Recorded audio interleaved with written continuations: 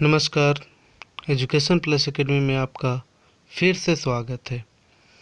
आइए हम लोग प्रश्नावली 1 का बी सॉल्व करते हैं। निम्नलिखित में कौन सी संख्या अपरिमेय है? ये हमारे पास 4 ऑप्शन है, इसमें से ये बताना है कि कौन सी संख्या अपरिमेय है। आइए ऑप्शन नंबर ए पर चलते हैं। तो देखिए ये 36/64 है, तो 36 का वर्गमूल तो निकल जाएगा कितना 6, और 64 का वर्गमूल कितना हो जाएगा 8। बताइए ये कैसी संख्या है? तो ये तो परिमेय संख्या है। ये कैसी संख्या है? परिमेय संख्या है। रूट थ्री का तो पूरा वर्गमूल नहीं निकलता है ना, तो यही संख्या जो है हमारी क्या है? अपरिमेय संख्या है। अपरिमेय संख्या हम लोग किसको कहते हैं? जिसे p/q के रूप में नहीं लिखा जा सकता है, या फिर जिस संख्या का वर्गमूल पूरा पूरा नहीं निकलता है। तो ऑप्शन बी ही हमारा क्या है? सही है। -9/√49, तो -9/√49 देखिए ये तो -9 है, और 49 का अगर हम लोग वर्गमूल निकाले तो आ जाएगा कितना 7। तो ये संख्या क्या हो जाती है?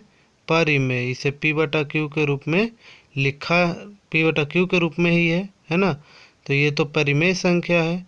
ये भी हमारा ऑप्शन नहीं होगा, यानी ऑप्शन बी ही हमारा क्या है? सही है।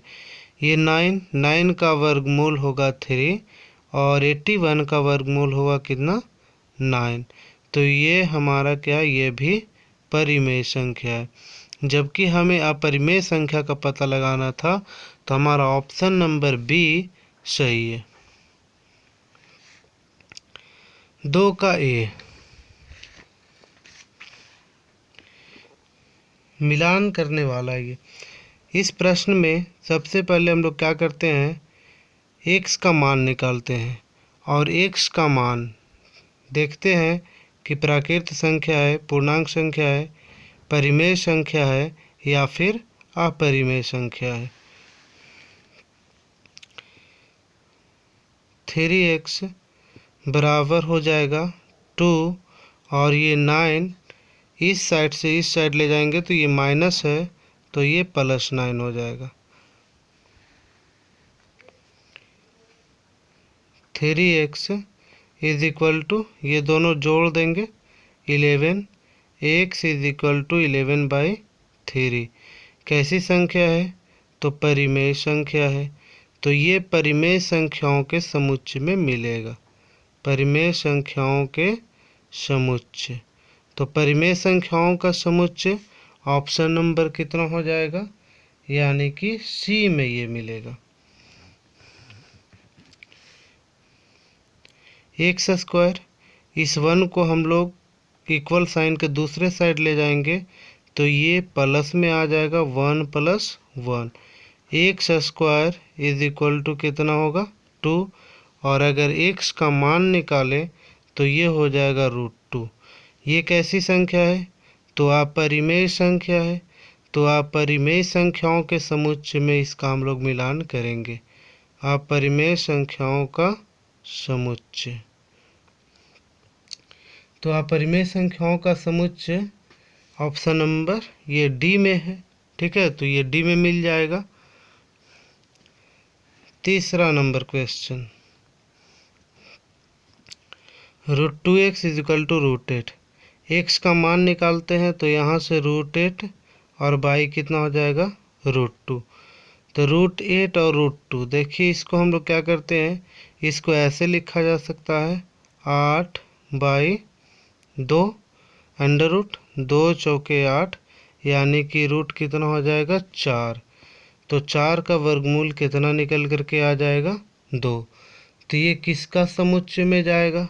तो ये प्राकृत संख्याओं के समुच्चय में आएगा, है ना। 2 क्या है? एक प्राकृत संख्या है। तो ये कौन सा ऑप्शन हो जाएगा? ए ऑप्शन हो जाएगा। ठीक है। x = 95 और 59, तो x = क्या करेंगे? 59 - 95। इसे हम लोग घटा देंगे। 59 माइनस क्या हो जाएगा 95, तो इसे हम लोग घटाएंगे तो आ जाएगा 15 में 9 6, यानी कि आ जाएगा -36। तो ये कैसी संख्या है? पूर्णांक संख्या है। ठीक है, तो ये पूर्णांकों के समुच्चय में आ जाएगा, है ना, पूर्णांक संख्याओं का समुच्चय में। और ये ऑप्शन हो जाएगा इसका बी।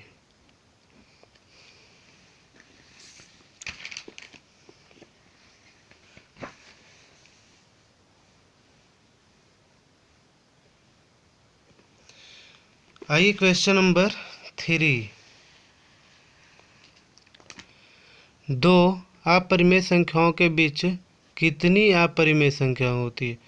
तो दो अपरिमेय संख्याओं के बीच क्या होती है? अनगिनत अपरिमेय संख्याएं होती है। जैसे दो परिमेय संख्याओं के बीच क्या होती है? अनगिनत परिमेय संख्याएं होती है, वैसे ही दो अपरिमेय संख्याओं के बीच भी क्या होती है? अनगिनत अपरिमेय संख्याएं होती है। तो ये क्या हो जाएगा यहाँ? अनगिनत।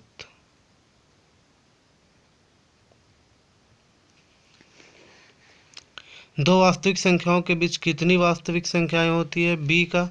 तो ये भी क्या हो जाएगा? अनगिनत। अनगिनत संख्याएं होगी। ठीक है। सी, दो वास्तविक संख्याओं के बीच कितनी परिमेय संख्याएं लिखी जा सकती है? तो वास्तविक संख्याओं में परिमेय और अपरिमेय संख्याएं होती है। तो वास्तविक संख्याओं के बीच भी क्या होती है? अनगिनत परिमेय संख्याएं लिखी जा सकती है और अनगिनत अपरिमेय संख्याएं भी लिखी जा सकती है। ये भी अनगिनत होगा। ठीक है,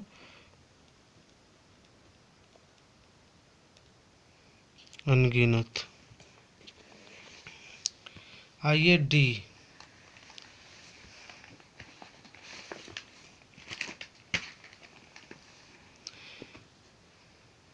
परिमेय संख्याओं के समुच्चय और अपरिमेय संख्याओं के समुच्चय को क्या कहते हैं? ये डिफिनेशन पर आधारित है।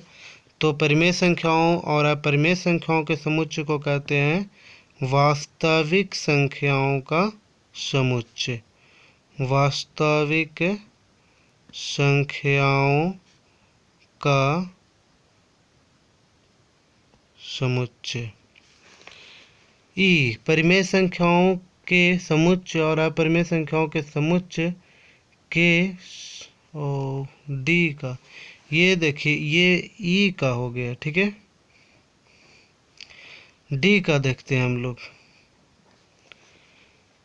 परिमेय संख्याओं के समुच्चय और अपरिमेय संख्याओं के समुच्चय में कितनी संख्याएं उभयनिष्ठ है? यहाँ तो ये क्या होगा? कोई भी उभयनिष्ठ नहीं है। क्यों उभयनिष्ठ नहीं है? कि कोई भी नहीं। ठीक है, जैसे देखिए परिमेय संख्या, कोई भी परिमेय संख्या ना तो अपरिमेय है और कोई भी अपरिमेय संख्या ना तो परिमेय है। तो जब कोई भी अपरिमेय संख्या परिमेय नहीं है या फिर कोई भी परिमेय संख्या अपरिमेय नहीं है, तो उस दोनों संख्याओं में कोई भी संख्या उभयनिष्ठ नहीं होगी। एफ, क्या प्रत्येक संख्या के संगत रेखा पर एक बिंदु होता है? क्या प्रत्येक अपरिमेय संख्या के संगत रेखा पर एक बिंदु होता है? बिल्कुल होता है। सभी अपरिमेय संख्याओं को हम लोग क्या कर सकते हैं? संख्या रेखा पर दर्शा सकते हैं। तो इसका आंसर क्या हो जाएगा? हाँ। क्वेश्चन नंबर 4 हम लोग अगली वीडियो में सोल्व करेंगे। अगर ये सेशन आपको अच्छा लगता हो तो वीडियो को लाइक कीजिए, चैनल को सब्सक्राइब कीजिए और दोस्तों के साथ शेयर कीजिए। धन्यवाद।